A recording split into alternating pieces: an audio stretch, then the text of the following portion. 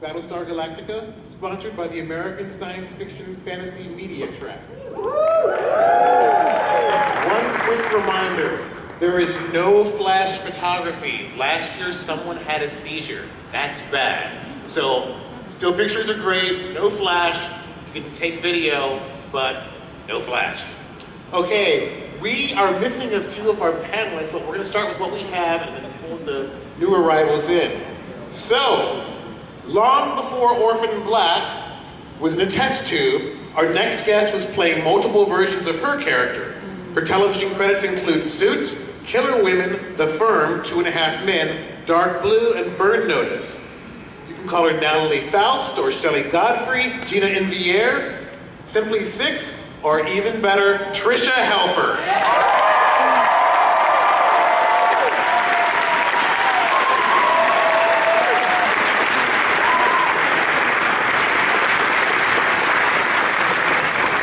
Our next guest has appeared in numerous films and television series, including I, Robot, X2, X-Men United, The Exorcism of Emily Rose, and the series Hemlock Grove, The Killing, and The Bridge, in which he played the lead, Frank Leo. You know him, however, as Deck Chief Galen Tyrrell, Aaron Douglas.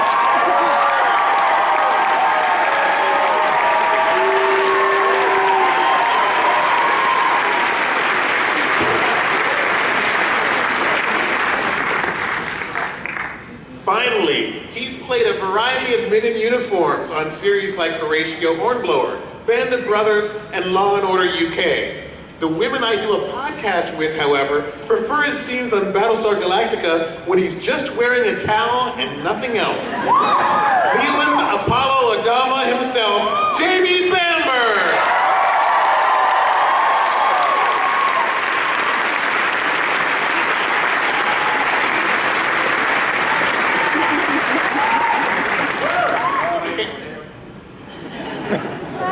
So there are people in the audience with microphones in the aisles, so go ahead and start lining up. I have a few questions for our guests, so for every one question I ask, I'm going to ask 2 or 3. So first up, Jamie. Really low. We have pens. Am I? Is this serious? Okay, yeah. So, your version of Apollo was a lot different from Richard Hatch's, who was very gung-ho, very positive, clean-cut hero. Yours had some really dark edges and some serious daddy issues. How did you go about developing the character? He's still likable, but there are some moments. Say what? I love the butt. He's still likable. And still. But he was a completely different character. How did you approach making him likable yet still kind of tough? Yeah, likable was a tough one because he was kind of whiny for a while, and then people told me that. So then you try and remedy that. No flash photography, please. And they say, what are you doing that for? I mean, it was tough because he was a bit of a Boy Scout. He had daddy issues and all that stuff. But that's the character, and you just got to dive into those things, and that's what made it different, as you say, from Richard's. And you got to celebrate those things. Our show liked to do that with characters. They were all, problematic. None of them were simple, easy to define. They were not nice and bad at the same time. They were good and evil at the same time. That's what we celebrated in the show. So that was a pleasure. I take all that on board. I take your still and your butt, and I'll raise you a however. And I spy Michael Trucco. Come on out!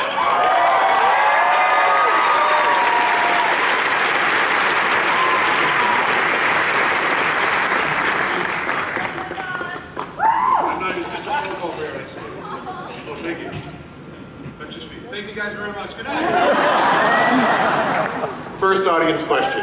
Oh, that's it. You can't come back now. He's coming back. I told you. He just wanted 2 applauses, so like... No, don't give me seconds. No! She's sitting right beside you. I told you, Mr. President, I'm at a con. I can't. All right. What was it? As you were. Go. And begin. Okay. My chair is very small. Over here. And now it's wet. You're at the children's table. Hi. We will be back with how did BSG affect you, and how do you hope it will affect society in the future. How did Battlestar Galactica affect you, and how do you think it will affect society in the future? Bought me a house.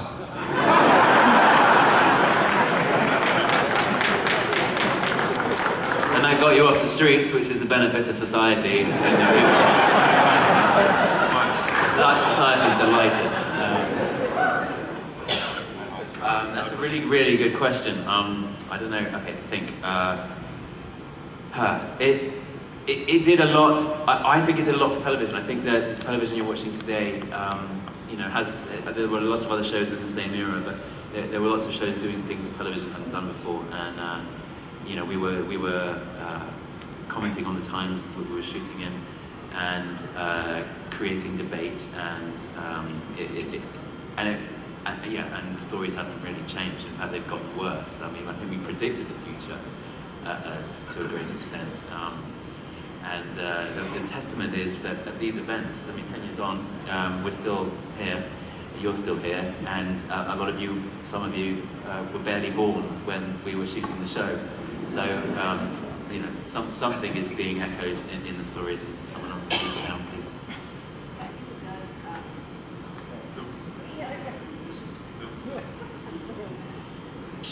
I can read.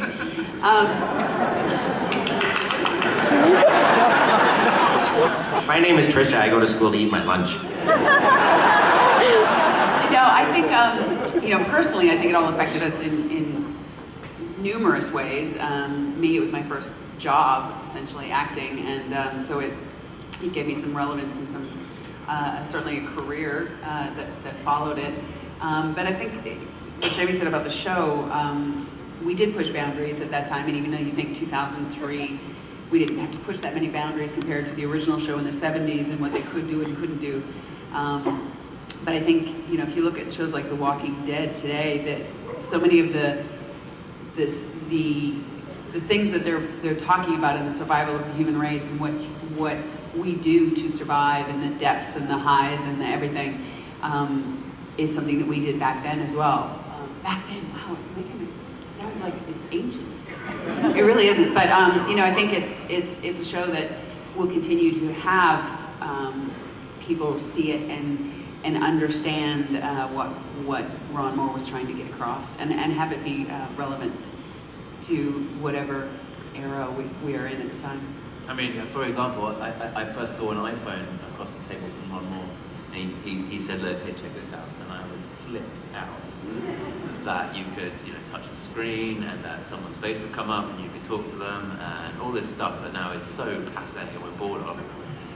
I remember it happening while we were doing BSG, and a lot of the technology, the aspects of technology, terrorism, it's scary how relevant the show is. Water in California, we don't have any. I think we had an episode entitled Water, and we didn't have any. So it's eerily prescient.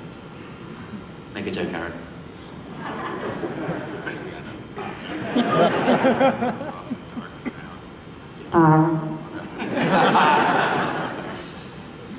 Another audience question? First of all, I just want to thank you guys for being here. Thank you. And second, it's really for Trisha, but for all of you guys. I rode motorcycles, and I heard that you did too. I was just wondering what kind of motorcycles you ride. I have a Can-Am Spider, but I also ride Harleys, so Nice. I was just curious to what you ride. I have, the one I'm predominantly riding is a BMW F800 GS, although I'm thinking of getting an S1000 XR. She just made that up. No, I think that's I also have a Harley Davidson Fat Bob, and It's a VCR. That's a 1988 Panasonic VCR. Casio watch. and that gentleman, I ride with you a lot. Yeah, we actually ride together. We're riding buddies. That's right. I have too many bikes. I have 4. He has a garage full of bikes. I have 5, but I gave one to JR Bourne.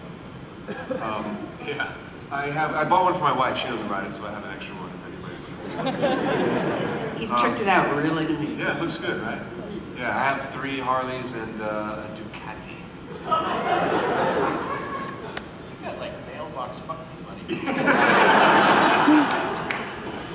called guesting on just about every show ever made. I'm like, yeah, I'll do it. Sure, what's the part? Yeah, I'll do it. You bet. I ride a three-legged burro. You guys are dicks.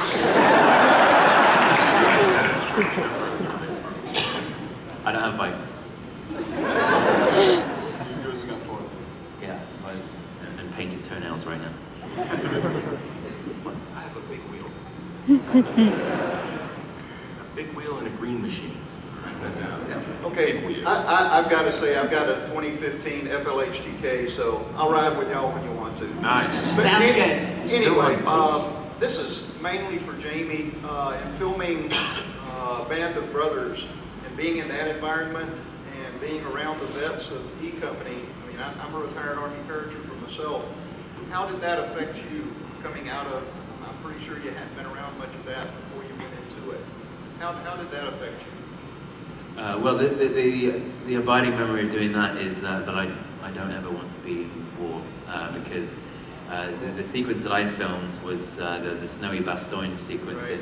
in Foy in the snow, and we snowed up it seemed like a whole world in north of London in Hatfield on this big airfield, and we spent a week charging out of the trees and heading to a place we were told to run towards, whilst ordnance went off in various places and gunfire happened all around us, and some people were told to fall over at certain points, and I was not, so I survived, but it was only because this wasn't war. But the reality was I didn't know when the fake ordnance was going to go off, and it was scary as hell just pretending to be a war. The real thing must have been crazy, and you just sort of realize that the only way to get through it is to, I think it was a line in the show actually, is to assume you're already dead. That's the only way to actually get through it with some sort of valiant bravery, is to assume that you're already dead, so nothing really can happen to you. So it was pretty humbling, and I didn't actually get to meet many of the veterans, but I was in conversations with the character that I played and his family, and I still am sporadically, and it's truly humbling. And obviously, the Second War is one of those fairly uncomplicated situations, a bit like Star Wars, where it's good versus evil, and it's one of those wars that you can feel pretty confident about your impression and what it was about and what it was for, and the admiration for the veterans is unbounded. So it was a wonderful experience, but a scary one at the same time. Aaron, I have a question for you. Just let me wake up. Okay. Michael Hogan's gone on record saying that when he found out that he was one of the final 5 Cylons, he wasn't sure how that was going to work. What was your take on that when you found out you were one of the final 5? Has everybody seen the show? Alright. Yeah, I am a Cylon. Spoilers. I am a pup-crawling Cylon. I hated it at first. I really didn't like it. I thought that you were going to take a character that the fans really loved and turn him into somebody you hated. And then had a phone call with Ron Moore, and he changed my mind. And now I could not be happier, because I am the King of Scotland. All right. Audience. That's all I got. Sorry. We're getting through these.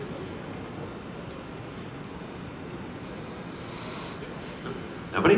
Hey, this question is for Michael. Yes. So, going into season 3, you basically go from big character to established character. So I'm kind of wondering how that was presented to you, what your reaction was, aside from yay, and just kind of what that experience was like, and how it was. Yay. Yeah, it was about that nails it. I think I said that little thing like, yay. Maybe slightly more enthusiasm. You can never anticipate that scenario happening as an actor when you get a job. I mean, you hope to establish yourself into a career where you can expect that people want to keep you around, and then you can expect to be on the show, and that people want to utilize you for several episodes. I was hired for 2 episodes initially, and that was to meet the character of Starbuck, sleep with her, and then she was going to kick my ass out the door, and that would be it.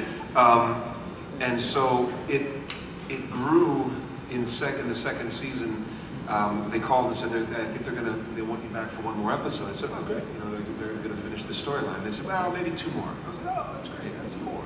Could be 3 more, but maybe 4. Not more than 5, it could be 6, maybe 7 episodes. That's really going to be it. And it just kind of kept growing, and it wasn't until season 3, I think it opened up, actually, Aaron and I, we were in that Cylon base where we were planting C4 explosives in order to blow up a transport. And at that point, that was the beginning of season 3, I realized that I was going to become part of this sort of underground resistance. And the revelation is slow. It's not an automatic thing that they just say, hey, you're going to be in a bunch of episodes. They were literally just dangling that carrot in front of me week after week, episode after episode, until I was confronted with a scenario in which I was doing another series as a recurring character, and they both called looking to book me for the same dates. And then it was like somebody had to step up, and so both shows actually made an offer to bring me into a contract role. And my wife looked at me at the time and she's like, you're not even considering the other show, are you? She's like, if Battlestar Galactica is offering you a contract role, you will take it. And a contract and a motorcycle, apparently. So that's when the reality was slow, but it hit at that point that what started out as just, a small guest star, slightly recurring, became getting folded into this family. And I use that word not in the Hollywood cliche sense, these people truly have become family. And that's, it's the greatest gift I've ever been given. Except for him. I was actually looking specifically at Trisha and Jamie, not Aaron. But yeah, this show has been the greatest gift in my life. Thank you. It was in season 3 when we bothered to learn your name. Pretty much call me Steve. So. Hi, thanks for coming. I'm so glad to see you. I'm really interested in y'all's reaction to the Portlandia episode a few years back. I'd like to hear what you have to say about it. I don't know what that is.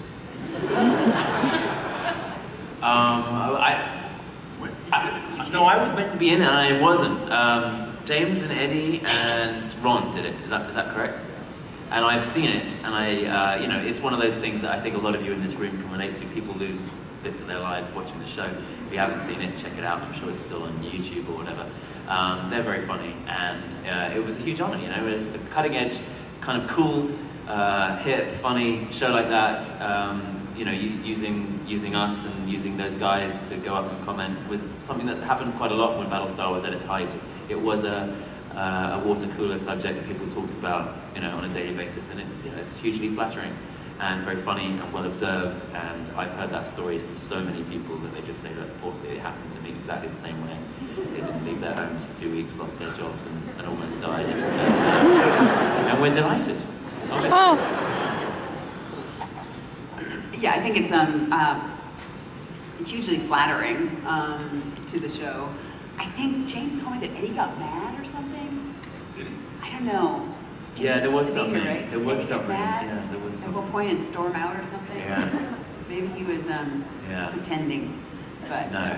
he's got to tell the story. I wasn't there, so I can't say it. But We can make up a story. And it was the beginning of Ron's acting career, and he's getting quite good. I've seen Ron do lots of spoof videos now, and he's really funny. Oh well, he acted in Battlestar. Yes, he did. That's He true. did. Yes, correct. That might have been He the appeared. start. Was it in New York with you guys? Yes. At the end. Yes. Yeah. I can identify with that Portlandia thing because my favorite TV show of all time is Deadwood. And we were filming an episode of Battlestar, and I was in all day on set. And the season 3 DVD box set came out that day. And I was in every scene, but I needed to go to the Best Buy and buy it so I could watch it that night. And I was furious because the ADs wouldn't let me run. I won't even take my clothes off. I'll go there in uniform and I'll come right back. And they said no, and I said, well, I'll go at lunch. We have a read-through at lunch. So the end, I'm looking at the clock and I realize I'm not gonna wrap in time. The thing closes at 9 and the clock ticks 9, and now I am a pissed off 2-year-old stomping around. I remember that day. Yeah. Can you because it's kind of every day. So then I got back to my trailer at the end of the day, and I'm just miserable. And I opened the door, and there it is. The season 3 box set with a little note on it, love Sharn. Sharn was one of the producers on the show, and she is my BFF. So I took it home, and I went, okay, I gotta work in the morning, but I'm just gonna watch one. 12 episodes later, the show ends. Hearst just rides off. I'm furious because this is the end. This can't be the end. They gotta be making more. I look at the clock. I gotta be on set in 15 minutes. I didn't sleep. I just went right back to set. And then I was pissed off all day because Deadwood was over and I had watched it all and I had nothing to look forward to. So I identify with Portlandia. Yeah. Stupid Deadwood. Battlestar Galactica is a story of morality and of mortality. Tricia, Caprica 6, the character that you played, was such an immensely powerful character who commanded everything around her. Very strong. I'm one who asks the difficult questions, so sit back and take a deep breath. I would like to know how you reacted and prepared for being the abused 6 on the Pegasus, and if you felt like you were on the cutting edge at the time of women's issues and you had a mantle to carry. I don't necessarily feel like I had a mantle to carry. That type of scenario has been going on as long as humans have been alive, unfortunately, and probably always will be. In terms of how I prepared, that was the first time I really had another character to play, Gina. I guess Head 6 was different than Caprica 6, but so I was very happy to have a different character, and she looks different actually because my hair all fell out in chunks when we started filming that episode, because you can't dye your hair white every 10 days without it falling out eventually. So they had to overnight a wig, and my hair was just a choppy mess of where it had broken off, and they wouldn't let me cut it. So I wanted to shave my head for the Gina character, but they wouldn't let me. But I prepared I actually got some suggestions. I'm kind of an idiot that hasn't watched a lot of TV and movies, grew up without a TV. And so I asked for some suggestions of some films dealing with that subject matter. And I also researched a lot on PTSD, a lot with obviously military and veterans, but also of rape survivors and physical trauma. Without being at war. And so I was really trying to bring around, and very hard to watch, sickening actually. So that was kind of all going through my mind when we filmed, and then I did little things like I didn't want to get up between scenes. I wanted to lay there and be uncomfortable, and I actually had a cold, and laying down like that the whole time was very hard physically, not compared to other things, but and I wouldn't let me get out of the chains. So I stayed laying on the floor. I actually had bruises the next day from the indentations in the floor where I was laying. And that, things like that just help you get into the scene, at least for me. I didn't want to be like, oh, jump up between scenes and we're lighting and okay, I'm joking in the corner. And there's a time and a place for that, but I didn't want to. I wanted to kind of feel at least a semblance of something there. And they were very sweet. They would put station guys kind of around me so I didn't get stepped on by the grips and lights didn't get dropped on me and things. Very sweet. It was very sweet of them. But yeah, I hope I brought something to that people could get something out of. And I was, as an actor, selfishly just very thrilled to be able to play something that wasn't whispering over James's shoulder and had a little bit more depth to it.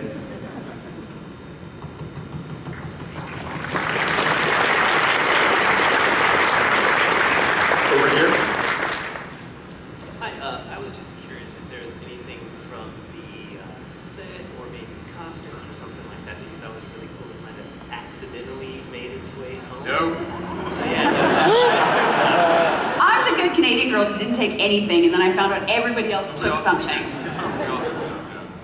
I didn't take much. I don't think I took. I have a viper in my cardboard.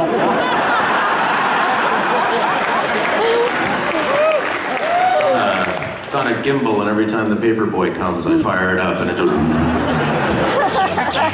Your command. Take the paper. That's a true story. I have. Well, who was at the pub crawl with me yesterday? The raffle thing. Yeah. Those BDUs I was wearing. Those are the BDUs I wore in the show. So what those people bought on that online auction, I don't know what the hell you bought. It was in mine. I have my orange coveralls at home. I have my boots. I have 6 or 7 sets of my dog tags. I have other people's dog tags. I have one of the pistols. And a few other things. And I brought them here. I did the charity thing yesterday, and all weekend long I'm doing charity to raise money for the Canadian Cancer Society. And I brought a bunch of stuff to raffle. And one of the items that I brought to the raffle is I have my chair back, Eddie's chair back, Callus's chair back, Bamber's chair back, and Trisha's chair back. So on one side it says Battlestar Galactica, on the other side it says Trisha Helfer, and Trisha signed hers and gave it back to me and to put in the raffle. Nice. So, yeah. So it smells like Trisha, which is nice. Sort of like the middle of her back. It smells like there's something in her back. So come by my table and check out the chairbacks, and if Jamie... I'll sign, yeah. Okay, go. Eddie will probably keep his because he's a dick, but so other than that, I didn't take anything. I have a duplicate red dress, because we had only one red dress through the first 3 seasons, and then by the 3rd season I thought, wow, maybe it's gonna, what if it falls apart? So we got some other red dresses, but then they couldn't find the same material. It wasn't kind of the same stretchy material, so I probably wore each one once or twice, and then we went back to the original red dress, so it was one red dress the entire time of the show. But they did give me, in exchange for being at the auction, to promote the auction of the items, I made them give me one, and they had to donate one of the ones to charity, so that was good. But you came to the dinner. I auctioned off at a kitten rescue in Los Angeles. In Los Angeles, a dinner with 6 in her red dress, and Wow. Truco was kind enough to come along as well. So there was, yeah. So I wore the dress, and I think it was a big hit. I thought it was criminal just walking out with the socks they gave me on set. I was like, I'm keeping the socks. They're like, they give those to everybody. I have your socks too. I kept the watch. There was a watch that Anders wore, and then I just realized it was just a kind of a piece of shit 1995 Casio, and it's like not a big deal at all. It wasn't anything. There's nothing about this watch, but I kept, and I was like, oh, this is Anders' watch. This thing's awesome. Until I looked at it, I was like, nah, shit, this is just something cheap from like you get this at Target. It was nothing special at all. So that's about the only cool prop that I kept, and a pin maybe. They were camped out in front of our. Do you remember that when they were camped out in front of our? They were camped out in front of our trailers on the last few days of shooting. No, it was middle of season 3. When they middle of season 4. No, it was middle of season 4. Well, they started taking stuff that we actually needed on set. Yeah. We're like, wait, where did the thing, the phone or whatever it was go? Yeah. And they were taking pictures of everything so they could digitally archive it all. And then I guess they used it in Blood and Chrome because they did. That was all. That's green right. screen. That's right. But the only thing I surreptitiously got away with was my flight suit when we thought that we were at that midway point where the writer's strike hit, and we were all down the beach somewhere near Tawasin or something. And I really stealthily crept into the wardrobe truck and said, everyone look away, you didn't see me. And walked in there and stole my flight suit. Felt really, really good about it. And then we came back and we did season 4, and I had to get back in a flight suit. So I had to produce the damn thing again. So I haven't stolen it. And then they said you could take one item of wardrobe at the end of the shoot, and I took my flight suit. So I come out of this with absolutely nothing. But I did steal something and had to give it back. But I have a Viper. It's small though. It's small, fits in a small box. It was on my desk in the final episode when they have a flashback to my apartment. There's a Viper on that desk, and I've got that, which is really cool actually. I kind of like it, but it's never been out of its box, and it stays in my garage. It's never seen the light of day. Michael. Yes. Your resume includes a mix of comedy and drama. Do you have a preference between the two?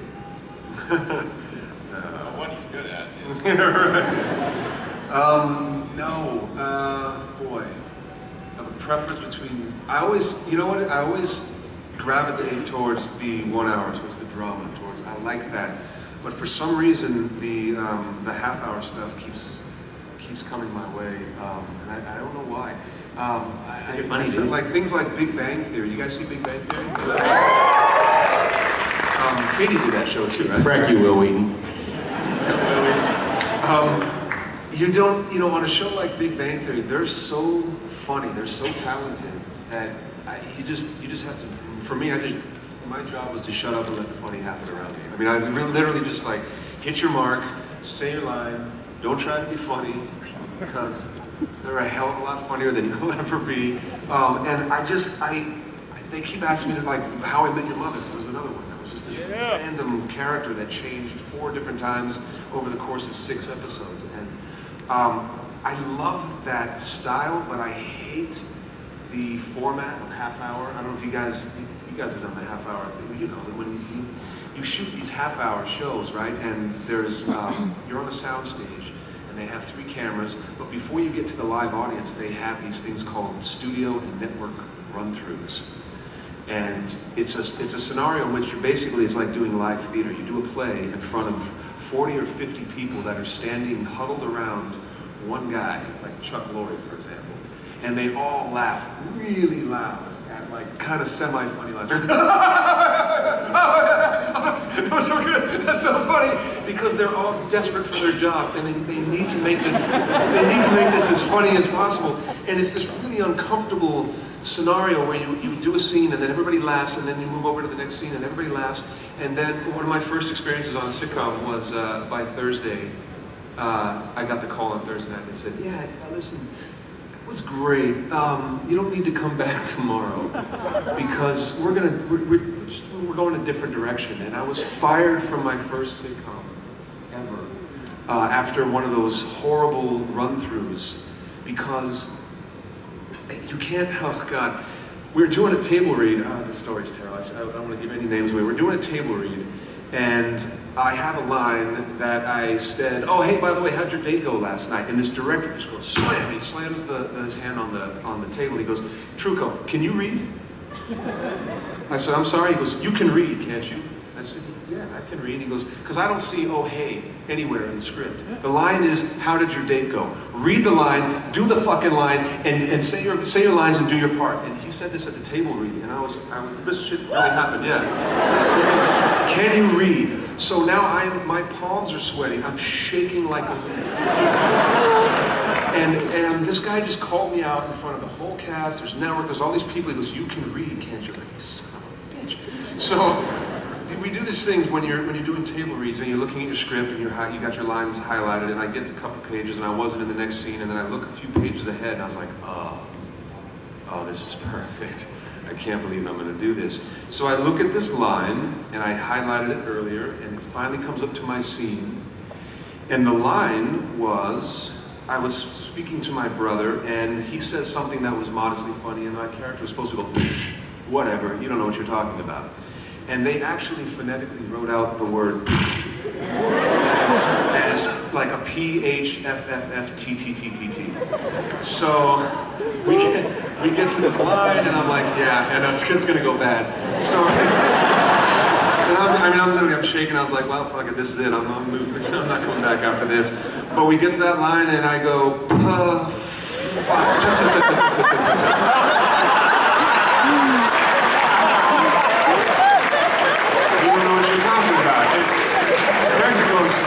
And he slams it and he goes, "Are you fucking mocking me?" I go, "I'm sorry, Gil, I was reading." It says right there. So that day, when I got the call, they said, "Yeah, you don't need to come back tomorrow." So there was a part of my own Story. influence, but I'll never forget that because I actually wrote it down in a journal one day. I was never more terrified. And I think since that experience, the whole half-hour network run through that, it just scares the hell out of me. Really. They're terrifying. Yeah, they really are, you know. I was reading. You wanted me to read, so apparently I can read. This side. Hi, this question is for Trisha. You were talking just earlier about how you prepared for the role of Gina. I was just wondering, something that I really always struck me about the Sixes is that like they're all really completely distinct characters. Besides just the wigs and stuff, they like carry themselves differently, they move differently. So I was wondering if you had a process as an actor of like creating each of the characters, and did you feel that there is like one aspect of Six that carries through all of them? Thank you for noticing that they were different. I definitely tried to make them different. I kind of looked at it as, you know, identical twins that were raised separately. And some were raised maybe in the same community, some were raised on the different, you know, other towns, and more so in terms of what their job was. If they were more of the, pilot, which we didn't really see until, we didn't really get into any pilots, but you see them in the background in the last season. Natalie, who was much more political, so she walked straighter and she was a little bit more, I think had less of a vulnerability to her. Then there was Gina, obviously, who had terrible experiences with humans. And then Caprica, who was a lot more empathetic to the humans because she'd fallen in love with one. So it was harder for her to see them as just bad creatures. And I think through line, I don't know, you guys would probably be better than me at telling me what was similar about them. I mean, obviously, physically, they're extremely similar, but some would, you know, Shelley Godfrey was maybe the first one. I maybe lied that Gina was the first one. But I purposely made her walk quicker, and she was more studious, and her back was straighter, and she walked quicker, whereas Head Six is much more, is languorous a word? Okay. Yeah, she when she moved, it was for a purpose. She kind of was lanky and that type of thing. How are they similar? I mean, the same basic core. I think hopefully they all had a strength to them with a little bit of a hint of vulnerability. They're all incredibly hot.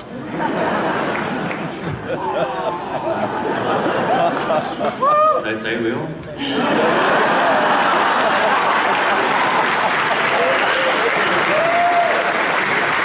I don't know. I don't really know how to answer how they were similar. Y'all have to tell me when I see you throughout the weekend. Good question, though. Thank you. Over here. This one sort of follows on from that one, but in a different direction. Each one of your four characters had a very strong transformational arc through the series. You had the professional athlete who found his genius as a guerrilla infantry officer. You had the chief petty officer who went on to be the first king of Scotland, and apparently the great thief of the prop room. You had the many, many, many faces of Six, and you had, sorry Jamie to put it this way, but the whiny fighter pilot with daddy issues who then became damn near president of the colonies. But each one of you changed so much over those 4.5, going on 5 seasons. How did it change you, and has that arc of change carried on in your lives in the years after the show more than just time itself would indicate? I mean, with TV, TV is an evolving thing. Like whereas, a film where you know the beginning, middle, and end before you start filming. With television, you don't know what's happening with your character. I mean, sometimes they give you snippets if a big arc was coming up where you needed to know something earlier. I mean, I don't know how many times we'd sometimes get a couple days before we filmed it, and these guys certainly didn't know that they were Cylons when we started, and I didn't know I was going to have multiple characters, and so it's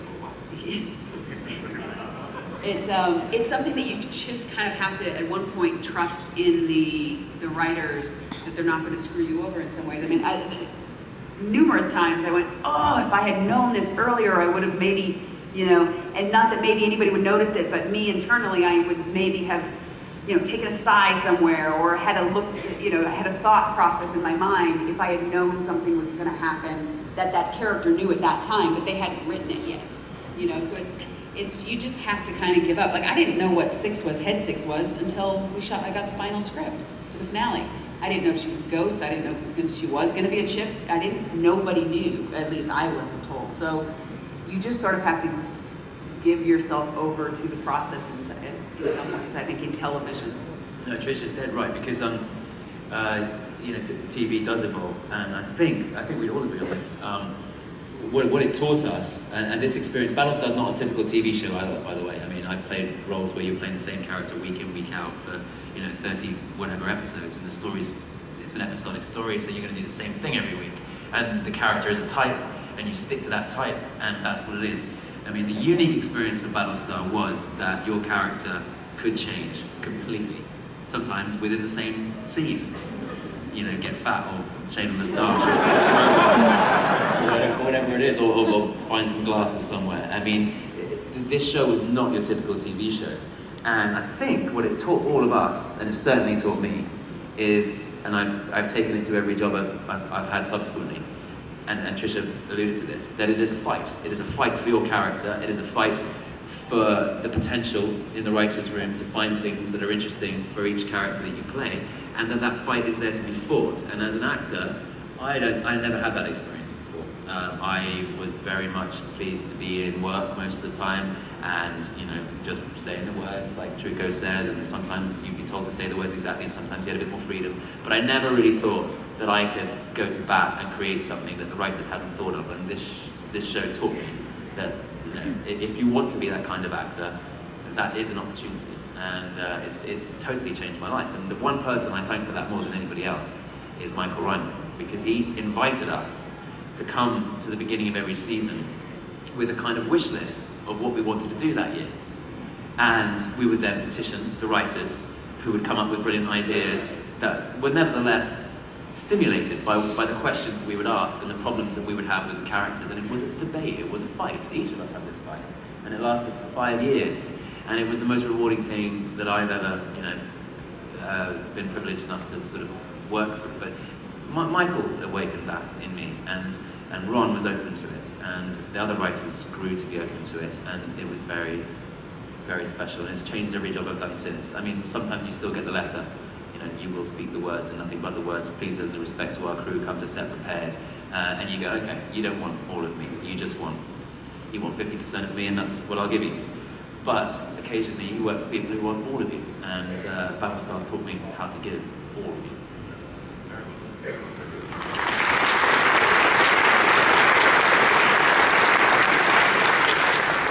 This side? Yes. So in what you guys have been talking about earlier, I know it's going back a little bit, but the resistance movement on New Caprica, and it directly relates to what you guys were just saying now about how your characters could change over time. Battlestar Galactica was a very political show, and it addressed a lot of, when is it appropriate to take a hard line? Is it ever appropriate?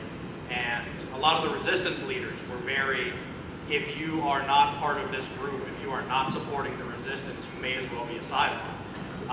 Which generally speaking is not a good way to ingratiate yourself with the public you're fighting for. And I was wondering what thoughts you had on how, the people who led the resistance, how your characters acted, and several of our resistance leaders turned out to be members of the Final Five. And you have to wonder if maybe there was some core of, were they being deliberately harsh to actually promote the Cylon agenda? Did that make sense to you later when you found out? Oh, wow.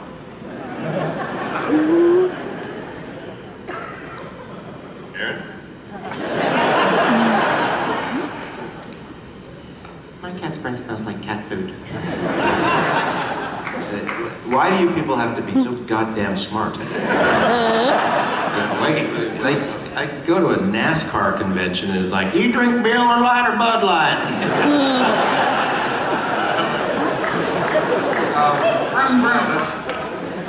I think, well, I don't even know if I can begin to do justice to that question with this answer, but I found what I found fascinating about the resistance as portrayed in our show was the humanization of the demon, of the enemy. And there was that transition in season 3 where our quote-unquote heroes, the white hats in our show, were the ones who were resorting to guerrilla tactics. They were strapping themselves with C4, they were blowing up cafes. And we were supposed to be the good guys, and our audience was like, well, hold on a second. And suddenly there was this humanization of what would you do when faced with a gigantic imperialistic enemy that's superior in every way. You would resort to these sorts of tactics. It's what was happening, it was parallel to what was happening directly in the Middle East at the time. And it was a way of just giving a human face to this enemy, this demon that we've been, had been portrayed in the news. And that was a very heavy concept for us that were, portraying these resistance fighters, to bring that human side to that kind of desperation and those kinds of quote-unquote terrorist acts, to do things so base and so seemingly inhuman. When they're portrayed, when you flip the tables and we're the good guys, and these cafes are being blown up and roadside bombs in the Middle East, and you're like, well, yeah, but what drives somebody to do that? And that comes out of human desperation. I'm gonna go, see my wife. And he's like, what's she doing? Well, she's filming a TV show. And he's like, and her spine glows red during sex. The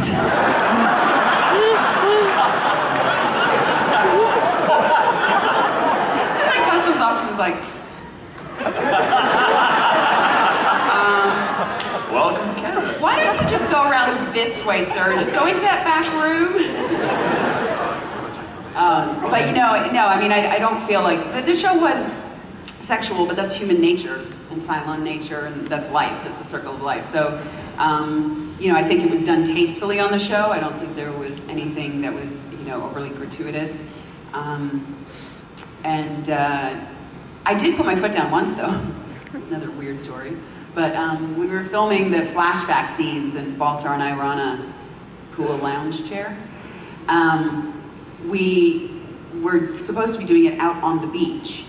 And locations that said, oh yeah, it's locked, it's blocked off, everything.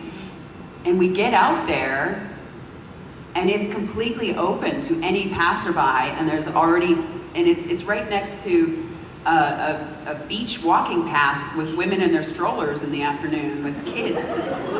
And there's nothing blocking from anything. There's already a guy with like a telephoto lens. And I did a little history. Sorry about that. And we had to turn the whole camp back around and go back into studio and green screen it. So that was one of the times I was like, no, 6 isn't gonna do this. But can you tell the story you told in Germany that I had not heard about the sound guy underneath the bed? In the ear, I looked up, and he's supposed to miss, and I'm supposed to react, and he just went boom right in the ear, down. I got, what the hell? So I got him in the corner, and I just wailed on him like a fat kid in a bag of Smarties. Just no. So yeah. You want to talk about taking things? Eddie is a thief too. He's a thief of joy. That's what that's. Over here.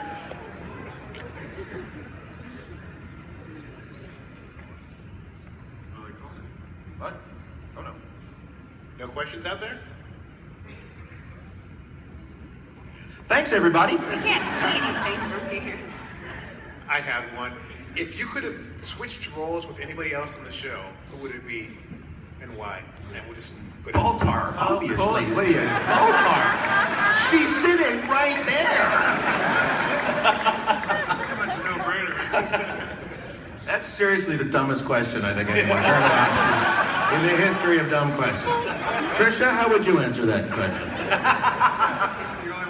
I'm like blushing. She'd want to be Baltar too.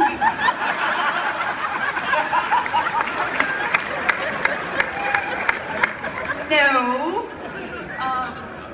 Oh gosh, I think. I mean, President Roslin would have been awesome, but Mary's phenomenal. Everybody was on the show, so I can't really. Starbuck would have been fun, and I'm good friends with Katie, so it would have been fun to swap roles.